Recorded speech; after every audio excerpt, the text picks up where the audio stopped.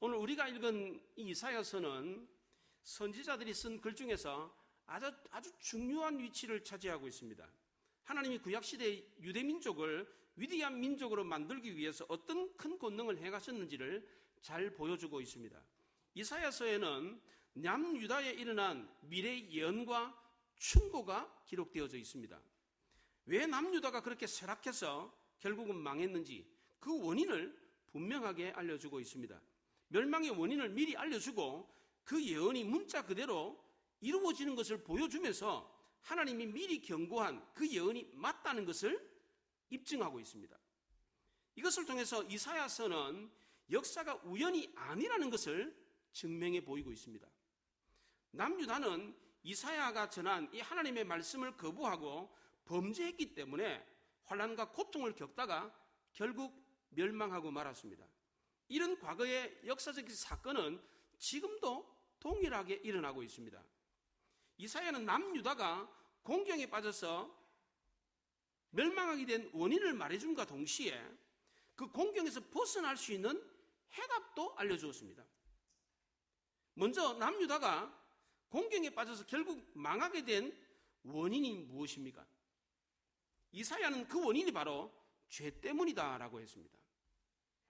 사람들은 대개의 경우에 자신이 당하는 이 불행의 원인을 자신도 어떻게 할 수 없는 외부적인 요인에서 찾으려고 합니다.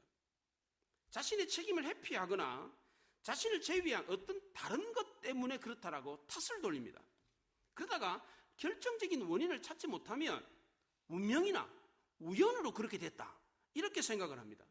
이렇게 하는 것이 얼마나 부당하고 얼마나 비합리적인 것인지에 대해서는 심각하게 생각하지 않습니다.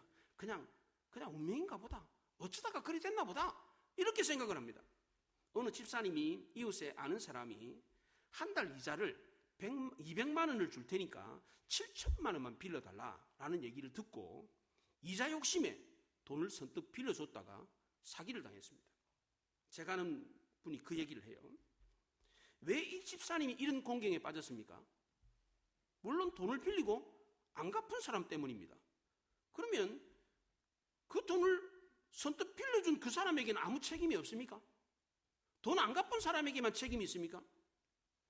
왜 이 사람이 돈을 빌려줬습니까? 7천만 원 꽂았는데 한 달 이자를 200만 원 준다 그러니까 혹해가지고 그래서 꽂았던 겁니다. 고리의 이자를 받는다라고 하는 돈 욕심 때문에 그냥 선뜻 빌려준 겁니다. 공경에 빠져서 어려움을 당하는 원인을 외부나 남에게만 찾아서는 안 되는 겁니다. 왜 남유다가 공경에 빠졌습니까? 왜 번영했던 다윗과 솔로몬 시대와는 달리 이 시대의 남유다는 고난을 겪었습니다. 나라가 위기를 겪었어요. 왜 그렇습니까? 성경 역사는 남유다가 불리한 환경에 대항해서 싸우고 난간을 극복하고 마침내 위대한 민족이 되었다 이런 이야기를 하는 게 아닙니다. 정반대입니다. 성경 역사는 하나님의 위대한 백성이 좋은 환경에 있었음에도 불구하고 쇠락해가는 이야기를 하고 있습니다. 그 쇠퇴하는 원인이 무엇입니까? 바로 죄입니다. 죄. 하나님을 무시하고 하나님의 율법을 지키지 않고 거부했기 때문입니다. 반면에 하나님의 백성이 하나님을 섬기고 하나님 말씀에 순종했을 때는 번영과 행복을 누렸습니다. 그게 성경의 역사입니다. 앞을 가로막고 있는 난간들도 하나님 말씀을 잘 순종하고 말씀대로 살았을 때는 능히 잘 극복했습니다. 성경은 분명하고 선명하게 죄가 우리의 모든 재난과 고통의 원인이다라고 말을 합니다. 죄는 우리를 공경에 빠뜨리게 할 뿐만 아니라 그 공경에서 건져주겠다고 하는 하나님의 구원도 거절을 하게 합니다. 이것 때문에 이사야는 마음이 너무너무 답답했습니다. 남유다가 고의적으로 하나님께 불순종하고 하나님의 법을 우롱해서 공경에 빠졌지만 하나님은 그럼에도 불구하고 남유다를 포기하지 않으셨습니다. 이사야는 지금이라도 하나님 말씀에 귀를 기울이고 하나님께 돌아오면 이스라엘은 남유다는 또 회복될 수 있다고 말을 합니다. 이것이 공경에 빠져있는 사람들의 유일한 희망이고 방법이었습니다. 다른 방책, 다른 충고는 의미가 없었습니다. 그런데도 남유다는 이 모든 제안을 거절했습니다. 오만하고 냉소적인 태도를 보였습니다. 이처럼 인간은 하나님의 공의와 사랑을 거절하는 것만도 하나님께 큰 죄를 범한 것입니다. 그 당시 남유다는 하나님이 제시하신 이 구원의 손길을 거절하고 자신과 다른 사람을 의지해서 믿고 있었습니다. BC 732년에 남유다 아스루 왕 때에 북이스라엘과 아람 나라 연합군이 남유다를 침공해 왔습니다. 이때 남유다는 다급하게 아스루에 군사 원조를 요청했습니다. 그래서 공격해오는 북이스라엘과 아람 나라를 격퇴했습니다. 이 사건 이후에 남유다는 남유다를 구원해준, 전쟁으로부터 건져준 아수르를 구원자로 생각했습니다. 하나님보다 아수르를 더 믿고 의지하게 되었습니다. 6절에 보면 이 백성이 천천히 흐르는 실로아 물을 버리고 느신과 느말리아의 아들을 기뻐하였느니라 그랬습니다. 유다 백성은 천천히 흐르는 실로아 물을 버렸다고 했습니다. 이 실로아 물은 예루살렘 성이 이렇게 있으면 골짜기가 이렇게 있고 기드론 그리고 검남산이 있어요. 그 사이에 골짜기가 하나 있어요. 그 골짜기가 기드론 골짜기입니다. 그 기드론 골짜기 서쪽에 기온샘이 있는데 그 기온샘에서 예루살렘 성 낮은 쪽으로 물이 천천히 흘러가는 그 샘물이 있었어요. 이 샘물은 하나님의 도우심을 뜻하는 것이었습니다. 남유다가 전쟁에 대비해서 물을 확보해야만 했습니다. 예루살렘 성은 산성으로 되어 있습니다. 이렇게 산성으로 이렇게 절벽으로 깎아 만든 절벽 위에 성이 있는 겁니다. 그럼 전쟁이 터지면 적들이 포위를 할 거 아니에요. 그 성 안에 있는 사람들은 물이 있어야 살 것 아닙니까? 그런데 물이 그 기드론 골짜기에서 기온샘에서 천천히 짤짤짤짤짤 흘러들어오는 그 샘물이 고작이었습니다. 전쟁이 일어나면 그 성 바깥에 있는 사람들이 다 몽땅 다 성 안으로 들어옵니다. 그 많은 사람들이 들어오니까 많은 사람들이 먹을 물이 필요하는데 그 쩔쩔쩔쩔 흐르는 그 물 가지고는 턱없이 부족했습니다. 그래서 7절에 흉흉하고 창일하게 흐르는 아수르 큰 하수 유브라데 강물이 필요했던 겁니다. 그래서 남유다 백성들은 하나님의 도우심을 뜻하는 이 실로아 물을 버리고 아수르의 큰 강물을 선택했습니다.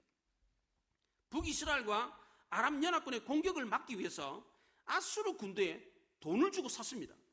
비록 양은 적었지만 끊임없이 계속해서 제공되는 이 실로아 물을 버리고 금방 쉽게 많은 물을 얻을 수 있는 큰 강 유브라데를 선택했습니다. 그 유브라데는 아수르에 흐르는 강입니다. 아수르라는 나라에 흐르는, 그러니까 유브라데 큰 강은 곧 아수르라는 나라를 뜻하는 겁니다. 이 큰 강 유브라데는, 이 아수르 군대는 북이스라엘과 아람 나라의 공격, 이 연합군을 막아주었습니다. 그런데 문제는 이 큰 강 유브라데 아수르 군대가 남유다까지 흘러들어와가지고 모게까지 찼습니다. 모게까지. 처음에 유브라데 아수르 군대는 남유다의 복이었습니다. 근데 나중에는 이 복이 화로 변해버렸습니다.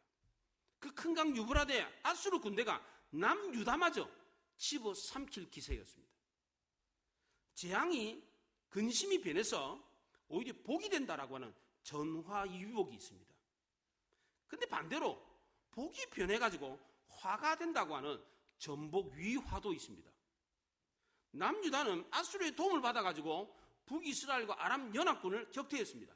처음에는 아수르의 도움은 전화위복이었습니다. 근데 나중에 이 아수르의 도움은 전복위화가 돼버렸어요. 복인 줄 알았는데 화가 돼버렸어요. 아수르의 군대의 도움을 받았기 때문에 오히려 그 군대 때문에 피해를 입게 됐습니다. 우리나라도 미국의 도움으로 일본 식민지 통치에서 벗어났습니다. 6.25 전쟁 때 미군의 도움으로, 연합군의 도움으로 나라를 빼앗기지 않았습니다. 이런 미국의 도움은 처음에는 전화위복이었습니다.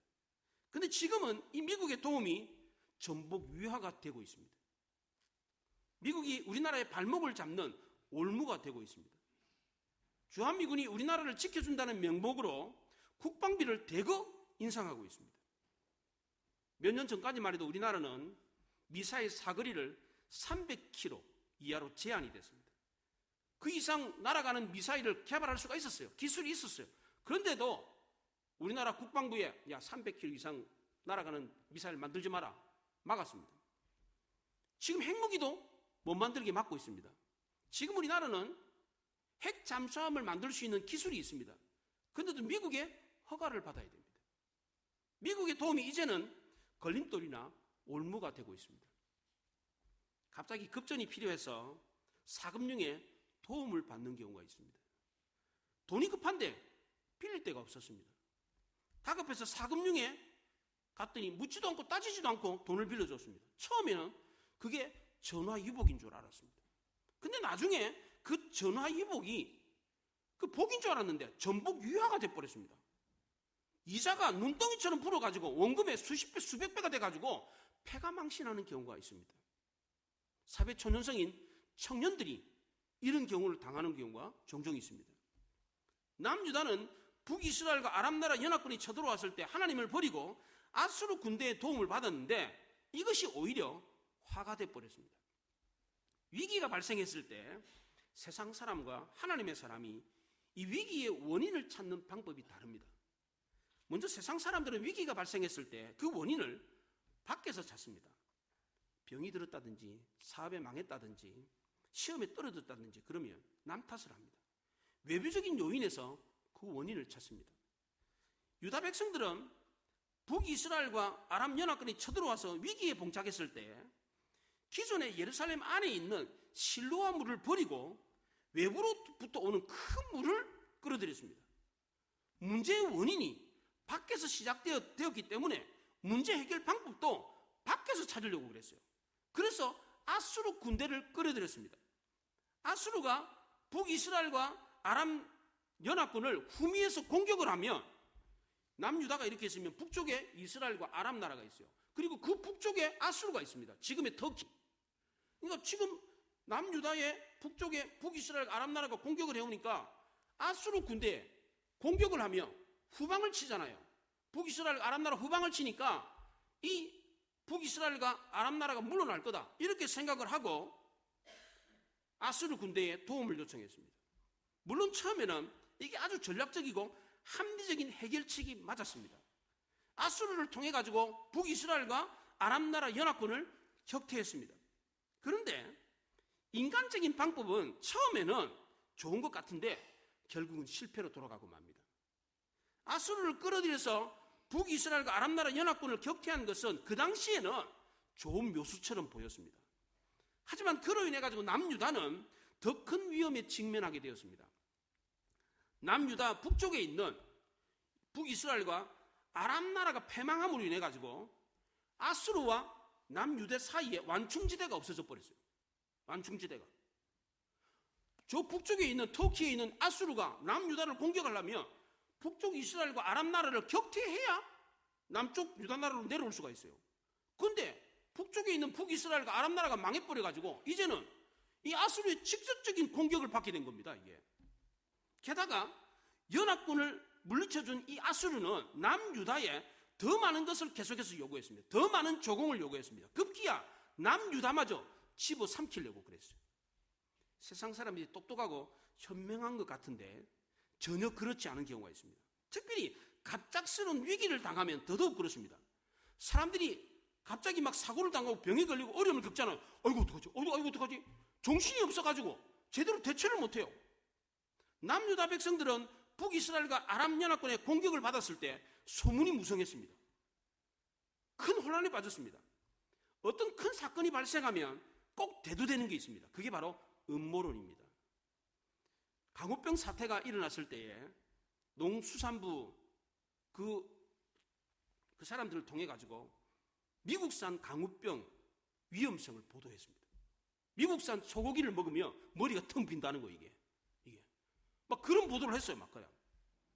천안함 침몰 사건 때는 미국 잠수함의 충돌에 의해서 자초됐다 이런 소문을 퍼뜨렸습니다. 세월호 사건 때는 인신공양설이 떠돌았습니다. 심청이를 임당수에 빠뜨렸더니 그 백길 다니는 선원들의 안전을 보장해 주었다. 이런 내용처럼 그 천안함 사건으로 수많은 사람들이 죽음을 인해가지고 무역이 활발하게 이루어지게 하기 위해서 그렇게 했다. 이런 인신공양설이 떠돌았습니다. 이태원 할로윈 사건 때도 마찬가지였습니다. 인신공양설이 나돌았습니다. 이런 대형 사고가 터지면 꼭 근거 없는 누무나 유언비어를 퍼뜨리는 사람들이 있어요. 그래서 사회혼란을 조장하는 사람들이 있습니다. 이런 모든 대형 사건들의 이 공통점은 다 그 원인을 밖에서 찾는다는 겁니다. 남에게 찾아요. 이 문제의 원인을 밖에서 찾고 해답도 밖에서 찾으려고 하는 이 세상적인 방법은 해답이 아닙니다. 만약 남유다가 이사야의 말을 듣고 하나님이 주신 말씀 안에서 위기를 극복할 수 있는 방법을 찾았더라면 북이스라엘과 아람이 완충지대가 되어서 남유다도 훨씬 안전했을 것입니다. 아수르에게 돈을 지불할 필요도 없었습니다. 나중에 아수르의 공격을 받아가지고 나라가 위기에 봉착하는 일도 없었을 겁니다. 세상 사람들의 관점으로 문제를 해결하는 방법을 밖에서 찾으면 나중에는 더 큰 위기를 경험하게 됩니다. 하나님의 사람은 어떻습니까? 위기가 발생했을 때 그 원인을 밖에서 찾는 것이 아니라 안에서 찾습니다. 하나님이 무엇 때문에 이런 어려움을 우리에게 주는가 곰곰이 생각합니다. 고난과 위기가 닥치면 하나님의 사람들은 내가 교만해서 하나님이 이러시는구나. 타락하지 말라고 하나님이 나에게 경고를 주시는구나. 내가 더 낮아지고 겸손하라고 이렇게 하시는구나. 이렇게 생각을 합니다. 차를 타고 가는데 옆에서 클락션을 빵 울리면 하나님이 또 나를 시험하시는구나. 이렇게 생각을 해야 됩니다. 그런데 버럭 화를 내면서 열받아가지고 문을 열고 한 소리 하면 나만 손해입니다. 창문을 열고 한 소리 쏟아 붙이면 그 사람 또 가만히 있습니까? 막 서로 욕을 하게 돼요. 그리고 창문 열고 딱 나가면 어떻게 돼요? 문제가 더 커집니다. 역사의 주관자는 하나님이십니다. 남유다가 북이스라엘과 아람의 공격을 받도록 한 것은 하나님의 깊은 뜻이 있었습니다. 하나님은 심심해서 전쟁을 일으킨 게 아니었습니다. 다 뜻이 있고 목적이 있었습니다. 하나님의 뜻과 목적은 남유다가 더 하나님을 의지하고 하나님만 바라보도록 하기 위함이었습니다. 애당초 남유다를 공격한 북이스라엘과 아람이라는 나라는 연기 나는 부직갱이였습니다. 연기가 풀풀 나는 이유가 불이 활활 탈 때는 연기가 안 나잖아요. 불이 꺼질 것 같으니까 모락모락 하면서 연기가 나더니 그냥 꺼지는 거예요. 이게 가만 내버려 두면 되는 막대기였습니다. 굳이 상대할 필요도 없었습니다.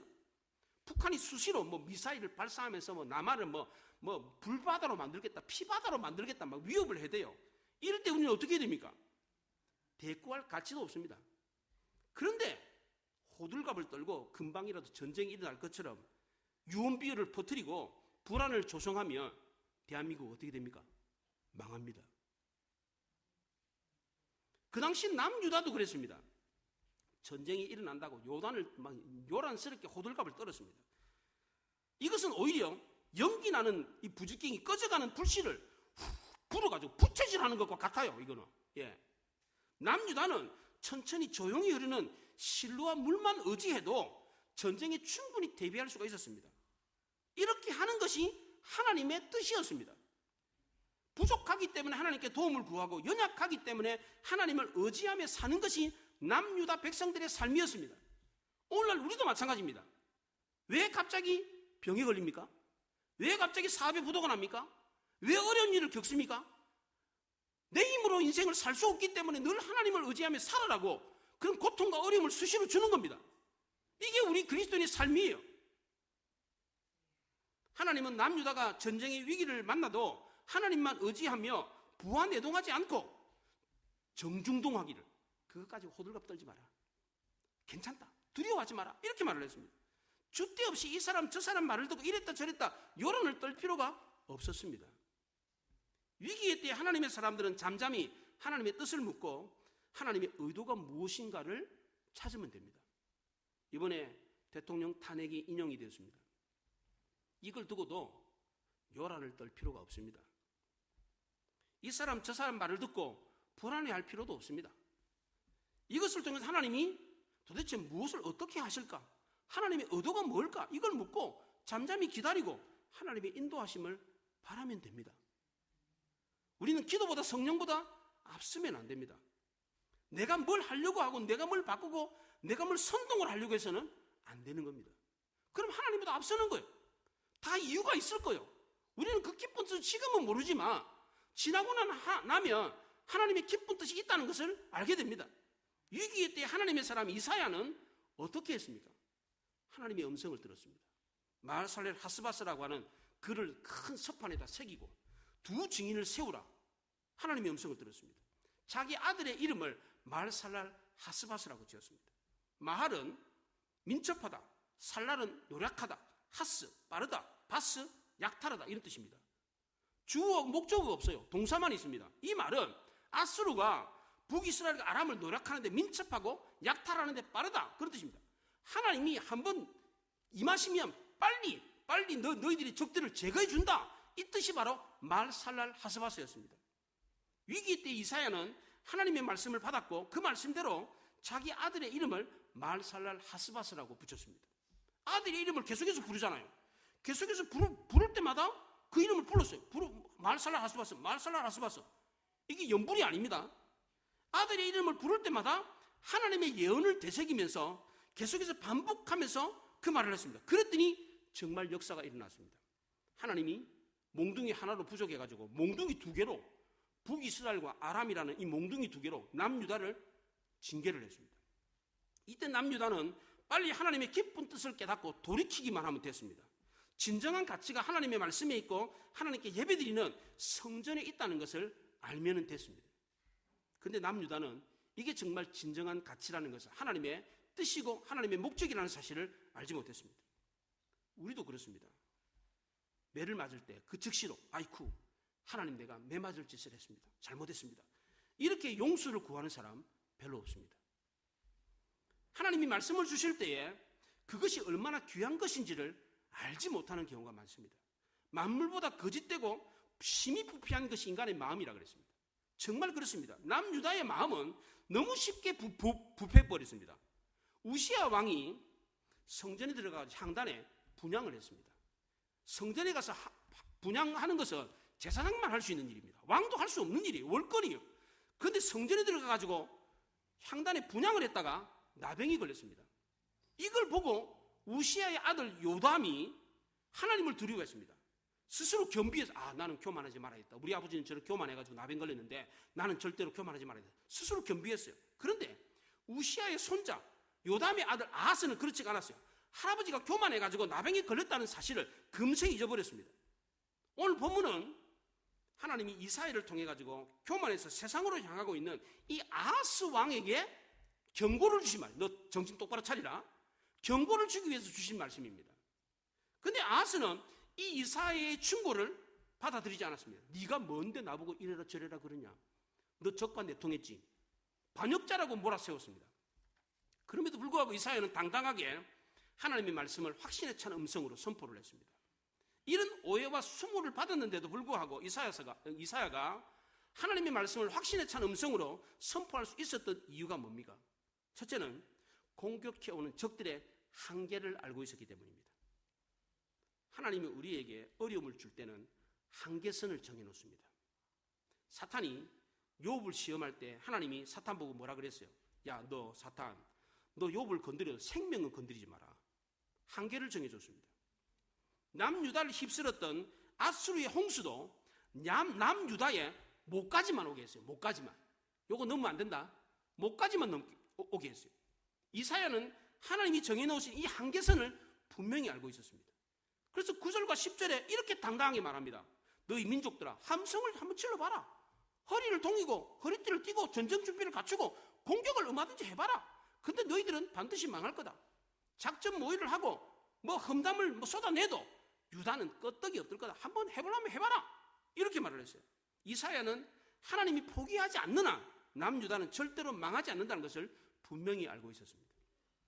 하나님은 유다를 시험하신 것이지 유다를 망하게 하려고 한 게 아니었습니다. 둘째로 이사야가 확신에 찬 음성으로 하나님의 말씀을 선포할 수 있었던 이유는 임마누엘 하나님을 알고 있었기 때문입니다. 10절 하반절에 이는 하나님이 우리와 함께 계심이니라 그랬습니다.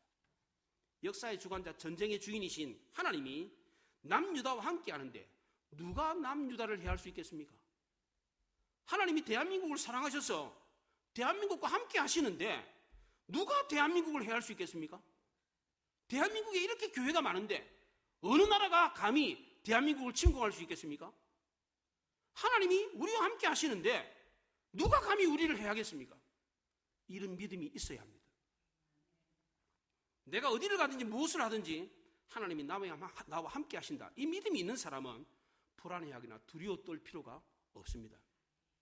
마지막 셋째로 이사야가 확신에 찬 음성으로 하나님의 말씀을 선포할 수 있었던 이유는 하나님이 강한 손으로 이사야에게 알려주었기 때문입니다. 11절에 보면 여호와께서 강한 손으로 내게 알려주시며 그랬습니다. 하나님은 이사야에게 남유다가 공경에 빠지게 된 원인을 알려주었고 또 동시에 공경에서 벗어날 수 있는 해답도 알려주었습니다. 남유다가 공경에 빠진 원인은 바로 죄 때문이었습니다. 그리고 남유다가 공경에서 벗어날 수 있는 해답은 하나님의 말씀에 있었습니다. 하나님이 이사야에게 남유다가 공경에서 벗어날 수 있는 해답으로 주신 말씀이 뭡니까? 첫째는 11절 하반절에 하나님의 징계를 받을 백성의 길로 가지 말라 그랬습니다. 왜 하나님은 징계를 받아 망할 백성의 길로 가지 말라고 했습니까? 하나님의 백성이 하나님을 의지하지 않고 아수를 의지하고 미래의 불안 때문에 점쟁이를 찾아갔기 때문입니다. 우리나라도 그렇잖아요. 뭐가 될지 모르며 미래가 불안하면 어디 찾아가요? 점쟁이 찾아가요. 점쟁이. 정치인들도 그래요. 이제 또 선거철이잖아요. 예, 점집이 불이 날 거예요. 막. 예, 당선될 건지 안 될 건지 누구 밑에 줄을 서야 되는지 점쟁이를 찾아다녀요. 이사야는 국가적인 위기 속에서 중심을 굳게 잡고 있었습니다. 왜냐하면 하나님의 권능의 손이 이사야를 강하게 붙들고 있었기 때문입니다. 두 번째로 이사야에게 주신 말씀은 12절에 북이스라엘과 아람 연합군의 음모를 꾸미는 반역자가 있다. 이 얘기를 믿지 마라. 그리고 두려워하지 마라 그랬습니다. 나라에 큰 위기가 닥치고 혼란이 올 때는 꼭 음모론을 제기하는 사람들이 있어요.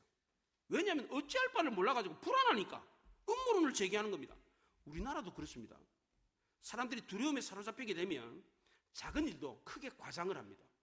근거 없는 소문에 민감하게 반응을 합니다. 뭐 평안할 때는 뭐 그 얘기 들어도 에이 거짓말이야 무슨 그런 게 있겠어 그러는데 고난을 겪고 위기가 닥치잖아요. 그러면 귀가 번뜩 뛰어요.